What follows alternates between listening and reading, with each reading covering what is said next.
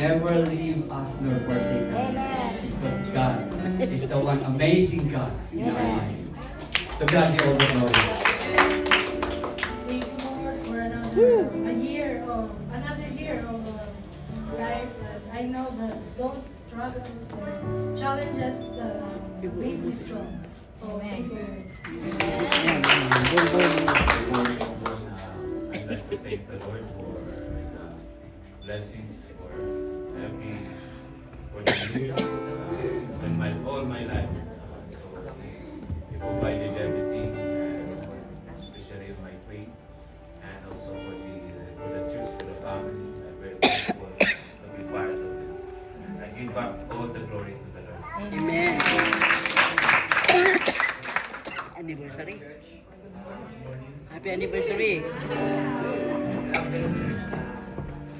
Would like to thank God for answering prayer. Makatawid tayo sa 10 taon na anniversary namin. Tumawid eh. 11 na. 11. I just want to thank the Lord for all the strength and struggles. Amen. I just thank you for the 11 years of service.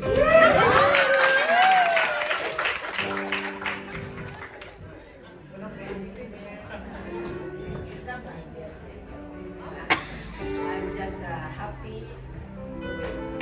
This month is our 57th wedding anniversary.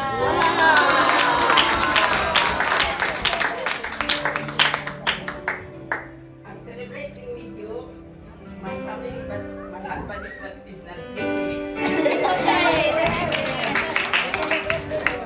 I'm very happy. Your prayer, one day. Amen.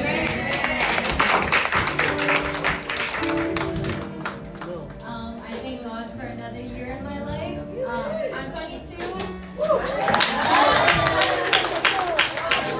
I'm grateful for the ups and the downs, but most importantly, I'm thankful for the wisdom that came with all of the good and the bad, and that I'm able to share that with, the people around me, and, all the love that I've experienced throughout the years of my life. And yeah, I just thank God for that. Praise the Lord. Hallelujah. Amen. So,